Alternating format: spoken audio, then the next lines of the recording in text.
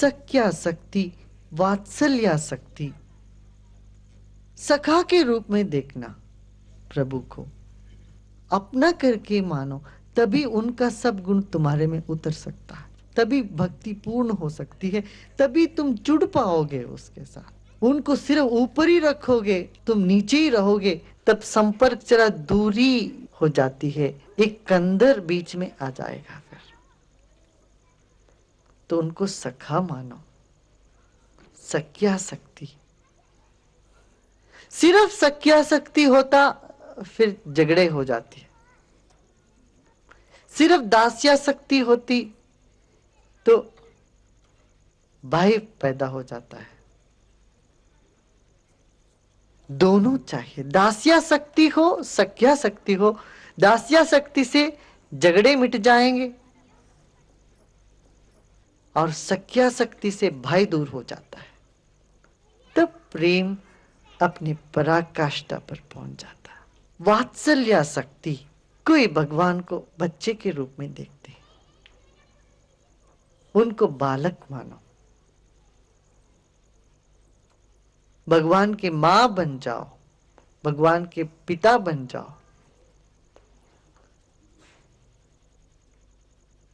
बाल कृष्ण की पूजा इस देश में बहुत मशहूर है, बाल गोपाल ही रखते हैं घर पे, और कई लोग बाल गोपाल को सब कराते हैं, रोज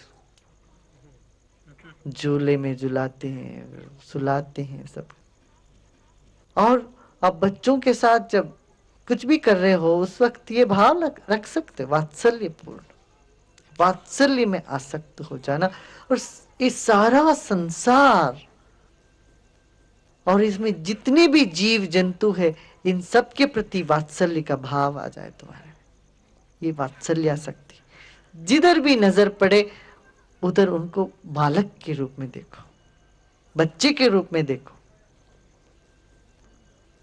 तुम सिर्फ सखा के रूप में देखोगे तो दोष नजर आता है, मगर बालक के रूप में देखोगे तो वो दोष मिट जाता है। ताकि बालक कुछ भी करे वो खेल है, लीला है, उसमें दोष नहीं है। सखा कुछ करे जो अपने को नहीं पसंद है फिर वो दोष। तो सख्यासक्ति से आगे तब भी यदि भक्ति पूर्ण नहीं होता हो तो वात्सल्यासक्ति में उतरो कि इसको बालक के रूप में देखो, उसको खेल के रूप में देखो, तब भी तुम भक्ति को बचा लोगे अपने भीतर। वात्सल्यासक्ति, कांतासक्ति, कांता के रूप में देखना, जीवन में भागीदार के रूप में देखना। कांता माने क्या? जिससे कांति मिलती है, जिससे तुम्हारे भीतर प्रकाश मिलता है, जिसके संग होने से तुम चमक उठते हो, वही कांता है। कांतासक्ति, आत्मनिवेदनासक्ति। कांता माने जो तुम्हारी कांति को बढ़ावा दे। यदि तुम्हारे कांति को कोई घटा दे तो वो कांता नहीं है। जो तुम्हें हर तरह से तुम्हारी मदद करे वह कांता। न केवल भगवान तुम्हारे मदद करें, तुम भी उनका मदद कर रहे हो, तुम उन्हीं का काम कर रहे हो, उन्हीं की सृष्टि को तुम देखभाल कर रहे हो। जो तुम्हारा संसार है, अड़ोस पड़ोस है, घर के लोग हैं, ये सब उसी उन्हीं के हैं ना, उसी के हैं, और तुमको वहां रखा गया है उसको देखभाल करने के लिए। ये कांतासक्ति की विशेषता है, बड़ा सूक्ष्म है और सुंदर भी है। कांतासक्ति, आत्मनिवेदनासक्ति। फिर अपनी आत्मा को निवेदन कर दो, नैवेद्य बना दो। ये स्वाभाविक उठता है, निवेदन करना, नैवेद्य के रूप में चढ़ाना।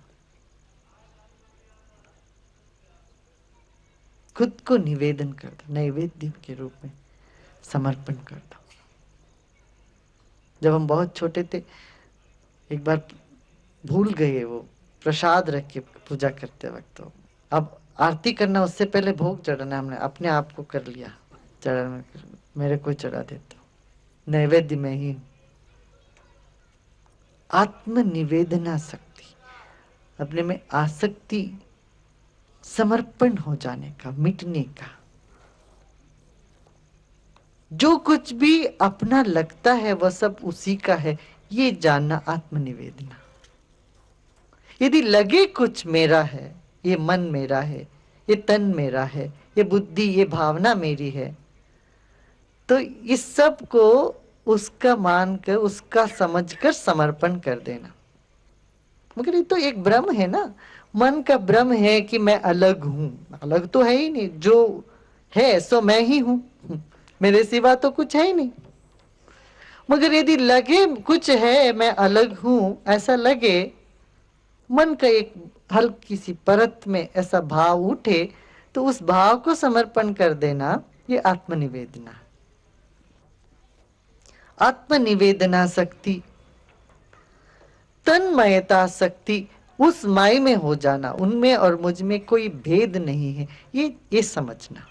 तन्मय, सो हम, वही मैं हूं। तन्मयता शक्ति, इसमें आसक्त हो जाना, मस्त हो जाना। हम भेद को कल्पित करते हैं, ऐसा न करके हम अभेद भाव में हम आ जावें, इस भक्ति को कहते हैं तन्मयता शक्ति। मगर ये सीढ़ी है, आगे की सीढ़ी है। यदि ऐसा नहीं होता, मान लो मुश्किल पड़ता, लो मुश्किल तो है, तब कहते हैं परम विरहा शक्ति। तब तुम भेद जो लगता है, उस विरह जो लगता है भीतर, उसमें ही मौज करो, उस विरह में ही आंसू बहाओ, ततराओ, तरसो, प्यासी हो जाओ उसके। इस विरह को गहराई से अनुभव करो, जलो उस विरह में, जलते जलते तुम सोना हो जाओगे। परम विरह में भी प्रेम ही है। प्रेम ना होता तो विरह कैसे होता, और विरह नहीं होता तो प्रेम कैसे। विरह में जलना भी प्रेम है, ये भी भक्ति है। ये 11वीं तरह की भक्ति है। एकदा अपि एकादशधा भवति, एक होने पर भी 11 विध के हैं, 11 तरह से इसको देख। इत्येवं वदन्ति जन जल्प निर्भयाः एकमताः कुमार व्यास शुक शांडिल्य गर्ग विष्णु कौंडिल्य शेषो द्वारुणि बलि हनुमत विभीषणादयो भक्त्याचार्या। राधा विरह का सूचक है और कृष्ण प्रेम, और विरह के बिना प्रेम नहीं, और प्रेम के बगैर विरह नहीं। तो राधे श्याम माने विरह और प्रेम की जोड़ी है। विरह के न होने से प्रेम द्वेष में परिणत हो जाता है। 24 घंटे किसी के साथ तुम रहते हो और जरा सा भी उनके भीतर एक फासला नहीं रखते हो विरह अनुभव करने का, तब झगड़े ही झगड़े। पुराने ऋषि मुनियों ने इन बातों पर ध्यान रखते हुए कह दिए थे कि ज्येष्ठ मास में सास और बहू एक ही घर में नहीं रह सकती है, ये एक पद्धति बनी। तो ज्येष्ठ मास में या आषाढ़, मेरे ख्याल से आषाढ़ मास में, हाँ, कहीं सावन है कहीं आषाढ़ है, तो वो आषाढ़ मास में फिर वहां भेज देते थे, अपने माई के यहाँ चली जाती थी बहू। तब चिट्ठियां, सब विरह की पत्र, ये सब चलता था। पोस्ट ऑफिस को बहुत बड़ा वो होता है उन दिनों, लेकिन रोज रोज चिट्ठी लिखना इधर से उधर से। ये सब नियम बना दिए थे, इन इन दिनों में साथ रहो, इन दिनों में साथ नहीं रहना।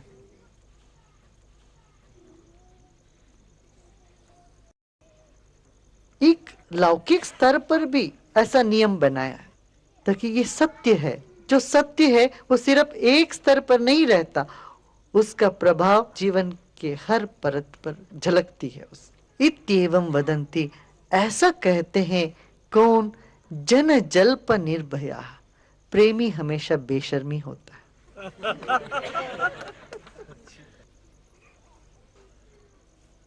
वो परवाह नहीं करता लोग क्या सोचेंगे, क्या कहेंगे।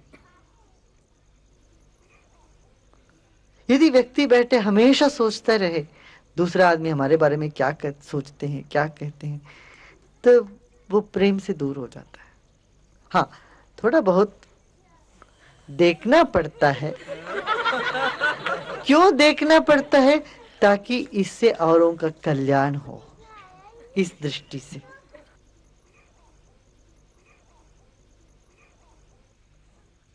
मगर अपने लिए नहीं सोचते।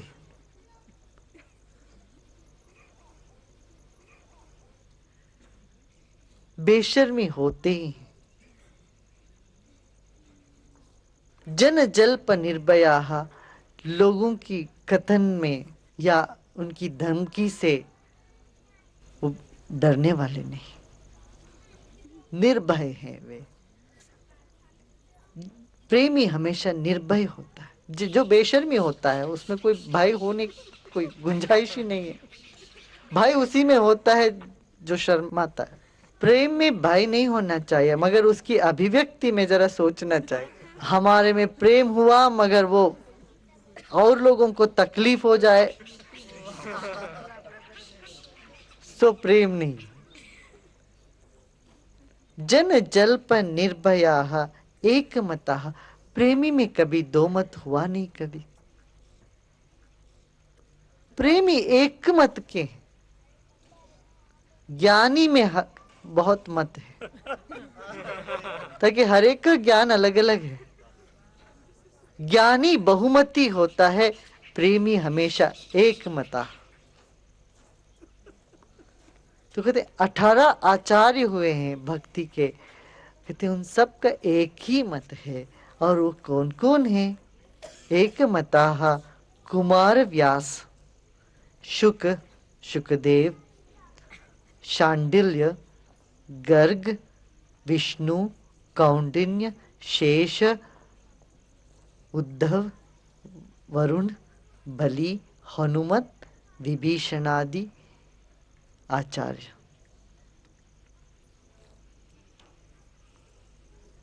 इनमें नारद भी हैं, गर्ग भी हैं। इन सब आचार्य जो भक्ति के लहर लाए हैं, जीवित किए हैं सृष्टि में, उन सब का मत एक ही है, एक मता। वे सब लोग यही कहते हैं। आखिरी सूत्र में कहते हैं नारद, यह इदम नारद प्रोक्तम शिवानुशासनम विश्वसति श्रद्धत्ते स भक्तिमान भवति स प्रेष्टम लभते स प्रेष्टम लभते। ओम तत्सत। यह इदम नारद प्रोक्तम शिवानुशासनम, ये शिव का अनुशासन है। ये जो भी बताया था अभी नारद ने, ये सब शिव के तत्व से निकली हुई। शिव ने ही बोला, नारद नहीं बोले।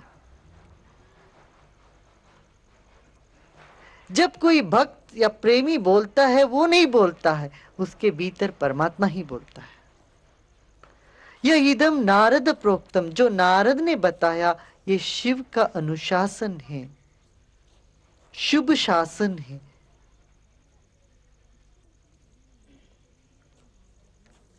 इसमें जो विश्वास रखते हैं, श्रद्धा रखते हैं, सब भक्तिमान भक्ति, उनको भक्ति जरूर मिलता है, वो जरूर भक्तिमान हो जाए, ये वादा करते हैं नारद। जो इसको सुनते हैं उनके दिल में भक्ति का अंकुर फूटेगा ही। वो सूखा रह ही नहीं सकता। जो भी इस वाणी को सुन लिया, जिन्होंने भी इस वाणी को सुना, उनके दिल में प्रेम का अंकुर फूटता है, जीवन की ज्योति जागती है। सब प्रेष्टम लभते, वो उत्तम गति को प्राप्त होंगे। और दोबारा कहते हैं वे उत्तम गति को प्राप्त होंगे, वे आगे ही निकलेंगे, उनके जीवन में कोई कमी नहीं रहेगी। ओम तत्सत।